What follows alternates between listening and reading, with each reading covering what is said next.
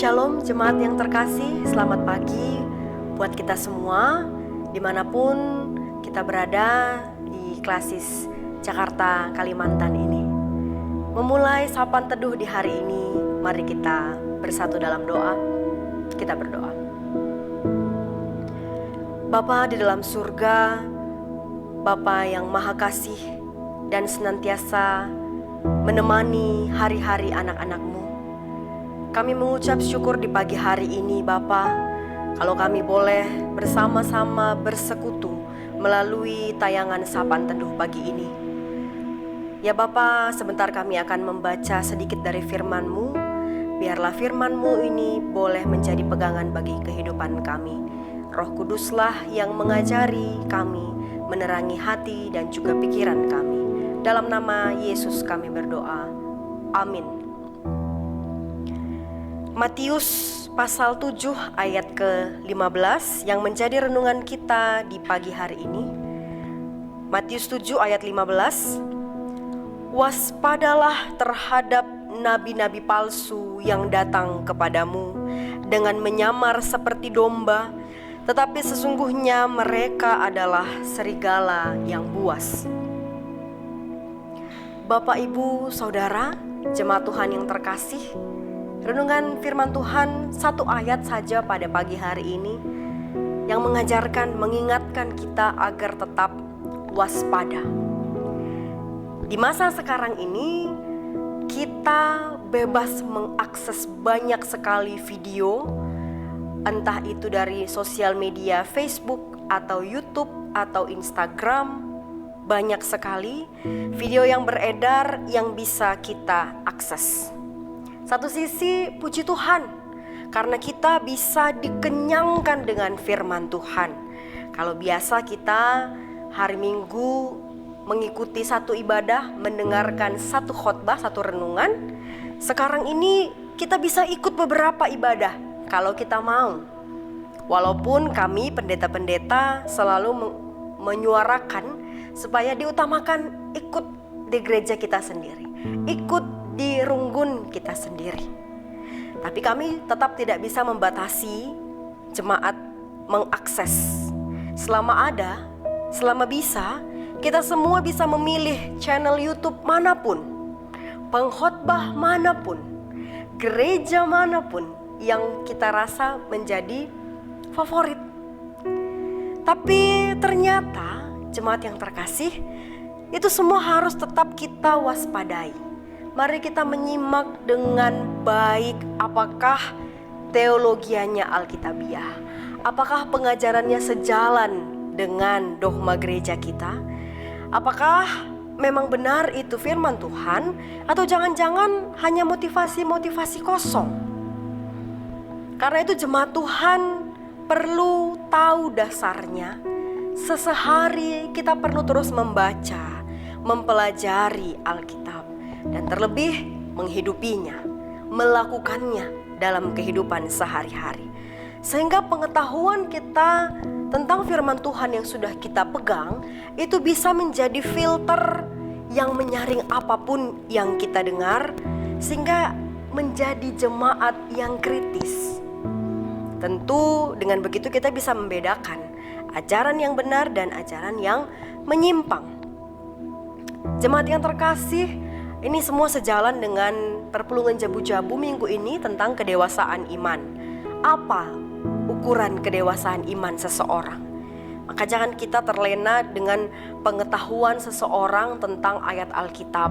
Setiap berbicara penuh dengan kutipan ayat Alkitab di sana sini. Seringkali kita mendengar orang yang seperti ini sangat terkesan. Saya juga sering begitu. Tetapi ukuran dewasa secara iman bukan dilihat dari situ, tetapi dari buahnya. Apakah firman Tuhan itu terlihat juga dari perbuatan sehari-hari? Ayat 16 katakan, dari buahnya lah kamu akan mengenal mereka. Dari buah kehidupan kita lah orang akan mengenal kita. Bagian khotbah kita hari ini, ayat yang ke-15, bagian dari khotbah Yesus di bukit. Dari zaman Yesus masih melayani secara fisik bersama-sama dengan murid-murid dan bersama-sama dengan umat, sudah ada orang-orang yang mempelajari hukum-hukum Tuhan, mempelajari ajaran-ajaran Tuhan, tetapi menggunakannya bukan untuk kemuliaan Tuhan. Ini yang disebutkan dengan nabi-nabi palsu. Nabi palsu itu pengajarannya juga palsu. Banyak yang dia tahu, tetapi dipakai untuk kepuasan diri. Maka jemaat perlu waspada. Ini Tuhan Yesus ibaratkan seperti serigala yang menyamar sebagai domba. Serigala berbulu domba. Ini adalah istilah untuk orang yang datang seperti teman, tapi ternyata musuh. Orang yang datang seolah-olah membawa jawaban atas segala persoalan, tapi akhirnya menjerumuskan. Orang yang datang seperti menawarkan bantuan, tapi ternyata dia hanya mengeruk keuntungan bagi dirinya sendiri. Persis seperti serigala yang buas yang akhirnya menerkam mangsanya, menerkam domba itu sendiri. Jemaat Tuhan yang terkasih, di masa pandemi yang sulit ini, serigala berbulu domba itu datang, bisa juga dalam bentuk yang sangat menggoda.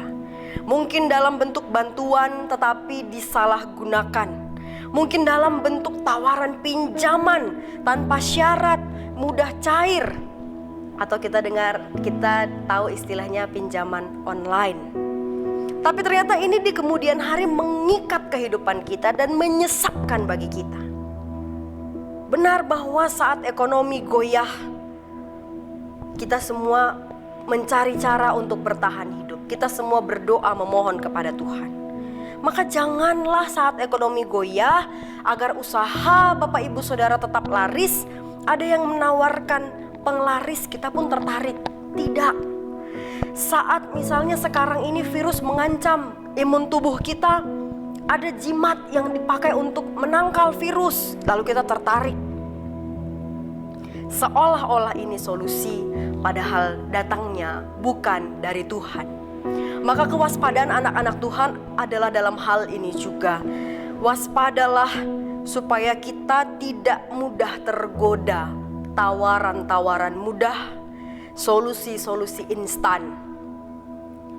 Di masa-masa sulit ini, sekalipun hampir semua terdampak, semua lini kehidupan terdampak, keadaan sulit, jangan kita mau berpikir pendek. Kita harus tetap bijak menimbang, berhikmat mengambil keputusan. Biarlah di masa-masa sulit ini kita tetap mengandalkan pertolongan Tuhan. Dan justru di masa-masa sulit ini, telinga kita, hati kita semakin peka mendengarkan arahan-arahan dari Tuhan, jawaban-jawaban Tuhan atas doa-doa kita. Jemaat yang terkasih, belajar firman Tuhan, membaca dan merenungkannya adalah kebutuhan setiap orang percaya. Salah satunya mengikuti sapaan teduh setiap pagi. Maka setialah kita agar kita punya dasar yang kuat, yang menjadi penyaring bagi setiap pengajaran yang mungkin akan kita dapatkan. Sehingga dengan penyaring yang sudah baik yang kita miliki ini, kita bisa membedakan ajaran yang benar dan ajaran yang tidak benar. Patokannya adalah apa yang Tuhan katakan di dalam Alkitab ini. Tuhan memberkati kita semua.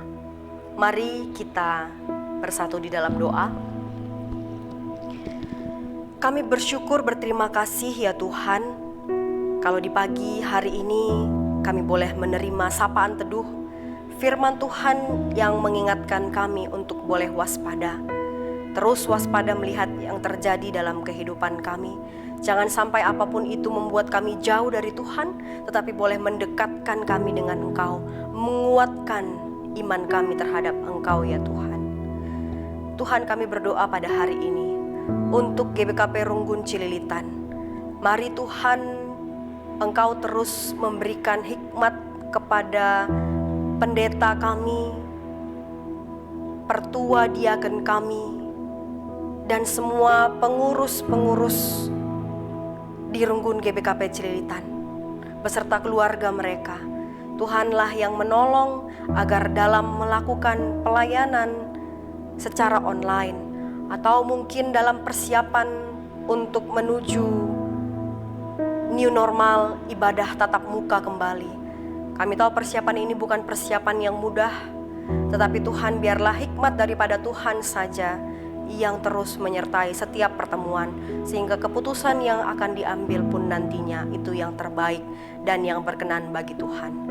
Tetap berikan kesehatan baik untuk pendeta, pertua diaken dan juga keluarga, terlebih juga kepada jemaat Tuhan, Mamre, Moria, Permata, KAKR, Saitun. Semua Tuhan berkati dalam kesehariannya, Tuhan lindungi. Bapa di dalam surga, kami juga berdoa bagi setiap jemaat Tuhan yang mengikuti sapaan teduh di pagi hari ini. Sebentar kami akan kembali melanjutkan atau memulai aktivitas kami di hari ini. Tuhan, kami mohon tetap perlindungan Tuhan, kasih, sukacita dan damai sejahtera dari Tuhan saja yang menyertai kami sepanjang hari ini. Dalam apapun yang kami kerjakan, kemanapun kami melangkah, kalau memang kami harus keluar dari rumah kami, maka perlindungan dari Tuhanlah yang menjadi andalan kami. Kami siap ya Tuhan memulai hari ini di dalam nama Yesus Kristus. Amin. Selamat pagi, selamat beraktivitas. Tuhan Yesus memberkati kita semua.